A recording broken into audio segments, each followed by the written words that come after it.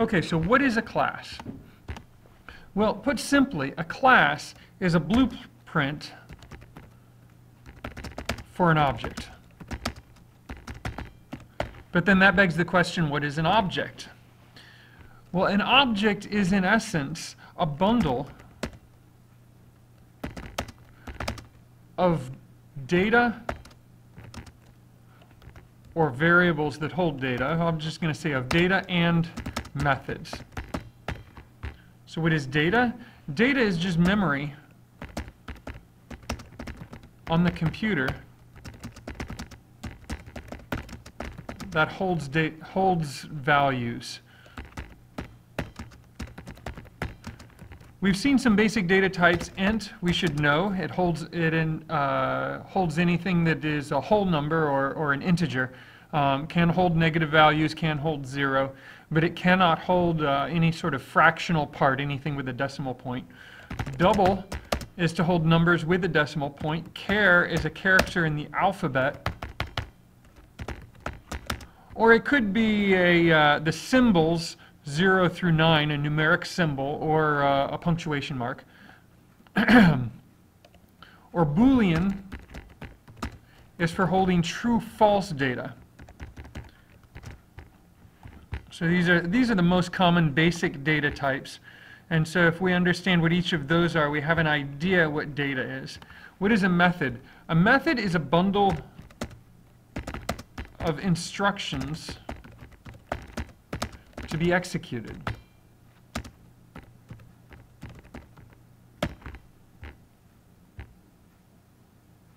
In basic data type, I've just kind of described that up here.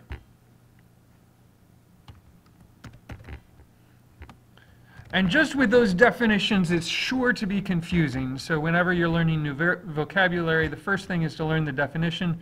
The next is to try to use it in context. So in Eclipse, before we can even have a program, we have to create a class. So we always start out File, New Class. You're a little bit familiar with that. And I'm just going to call this one my main class, because there would be exactly one class with a main method in our project. And that main method, if a method is a bundle of instructions to be executed, this is the first method to be executed. This is where execution starts. If your program is doing nothing more than fetching and executing instructions, it starts with the first instruction in main. Now, inside of each method, you can have data.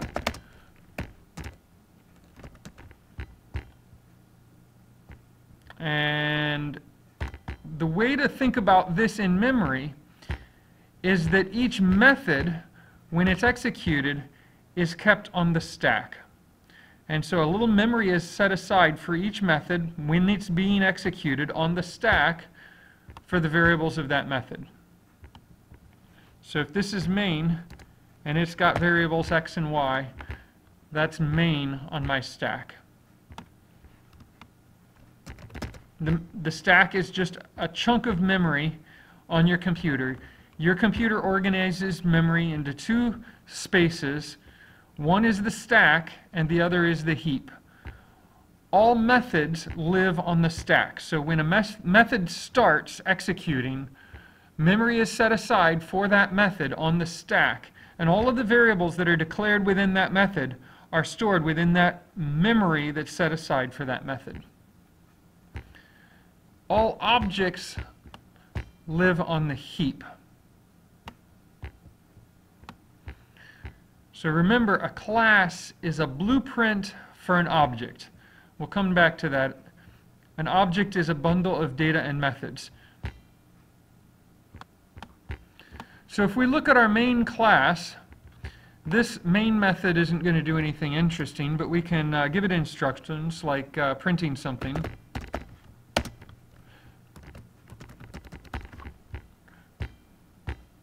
And so it says print hello. Okay, so when we run it, it prints out hello. But any sizable program has got to be broken up into multiple classes. Otherwise, it just gets really confusing.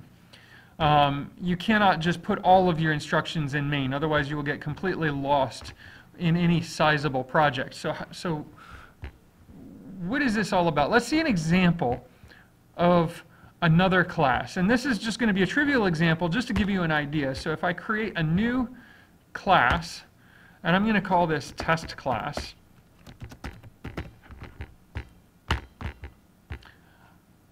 That test class is going to need data and methods. Now, that data can be either public or private.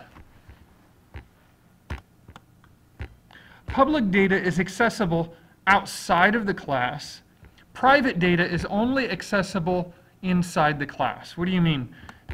Accessible outside or accessible inside. So if I have this test class and I give it a public int A and a private int B, okay?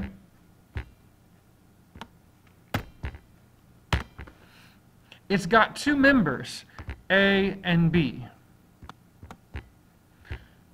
So say this is an instance of that class. It's got members A and B.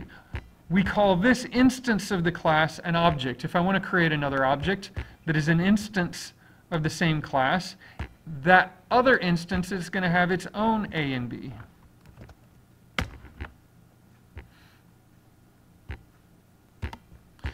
So if we want to create a class, we just say public class and then the name of the class.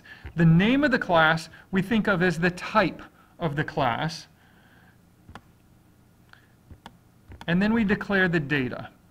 The other things that a class needs is a constructor.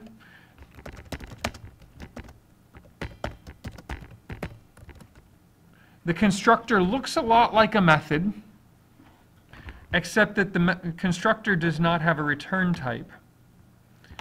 The constructor is going to receive parameters.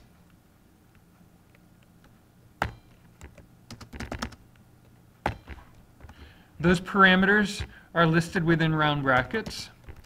And the job of the constructor is to initialize the instance variables. I'm going to call these instance variables.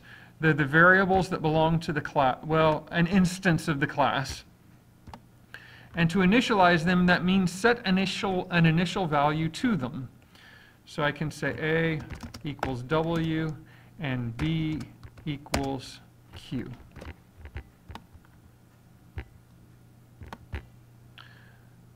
So now that I have a constructor, I can create an instance of the class. If I go to this other class now, I can create an instance of test class. So I'm going to declare a variable to hold it. So that's the type of my new variable. This would be the name of my new variable. And it's going to be equal to some new test class. When I use the keyword new, that means I'm calling the constructor. So I say new, and then the name of the class, and then inside of round brackets, I have to put the data that's going to go into the constructor. I'm going to say 3, 5. So what this is going to do is this is going to set aside memory on the heap for an instance of the class, passing 3 as the first parameter to the constructor and 5 to the second parameter. If we look at the constructor, the 3 then is going into the W and the 5 is going into the Q. Since W is assigned to A is going to get the 3, and the B, since 5 is being assigned to Q, 5 is going to go to B. So this is how it looks. We just created an instance of test class with the constructor, and the constructor assigned a 3 to its A value and a 5 to its B value. Now notice we've also created a new variable in main. Inside of main, we've created variable newVar. So in the main method, there's now a variable newVar. And that variable has been assigned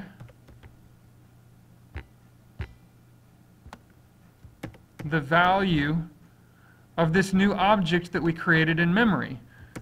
And so what it's essentially doing is it's pointing to that class. Okay, it's a reference variable. It refers to an object. If I like, I can create another instance of the class. Remember, the class is a blueprint for the object. And having this class file allows me to create instances of it. That file needs to describe the data of the class. It needs a constructor to initialize that data. And then it can have methods, which are just bundles of instructions. And so once I have that blueprint, I can create as many instances as I want. Create another variable.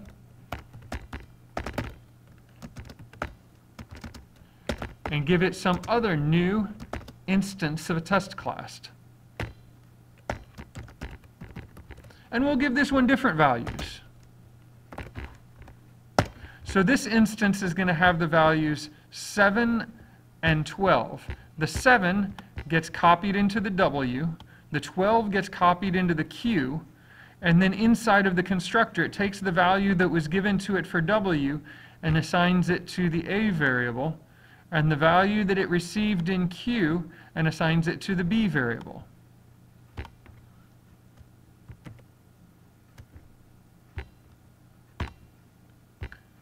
So this is how that would look in memory. We've got another instance of the test class on the heap. This other instance has its own A variable and its own B variable. And inside of main, we've created another variable, and we have assigned to that variable a reference to that other instance of the test class on the heap. Okay, so what about those public members that we can access outside of the class?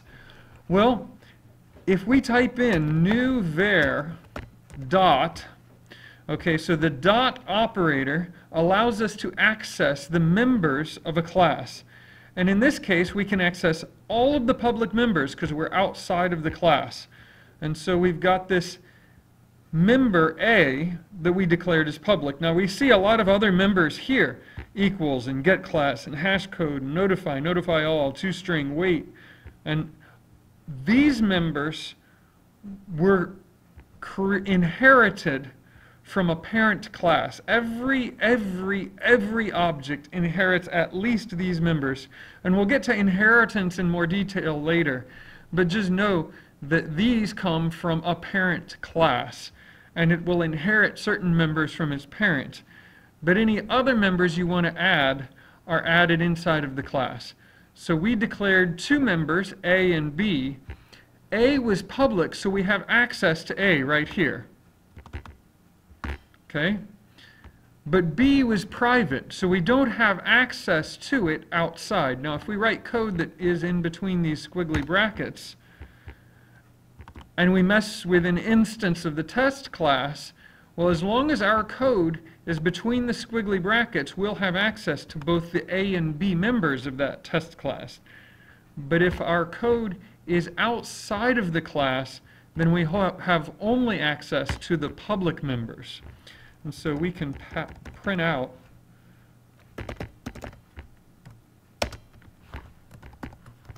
the value of the public member.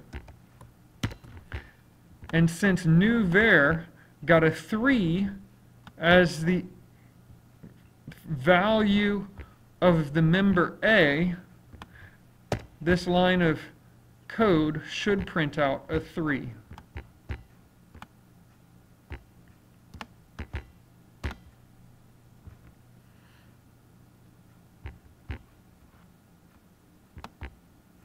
The other kind of thing a class has is methods. So if I want to define a method, and those methods can do one of two things. They can either modify the data of the test class, that's considered a side effect, or they can have some side effect where they print stuff out. I'm going to create two methods. I'm going to have one that modifies the data. So I'm going to say this one is a public void double. I'm going to call it double me. And I'm going to say A equals A times 2, and B equals B times 2. And I'm going to create another method, public void print my values. And here we'll just print A and B. Okay? So now, once we've created method members, we can also access those methods with the dot. So if I say new var dot, whoops, got to spell it right,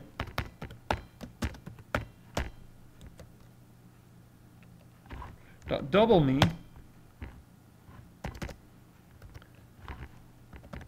and then I print A again, A should now be equal to 6.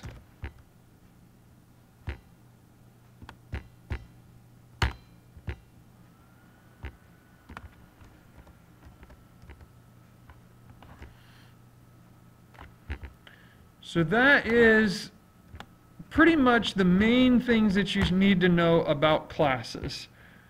If you can understand that, you're well on your way to understanding classes and objects. A class is a blueprint for an object. An object is a bundle of data and methods.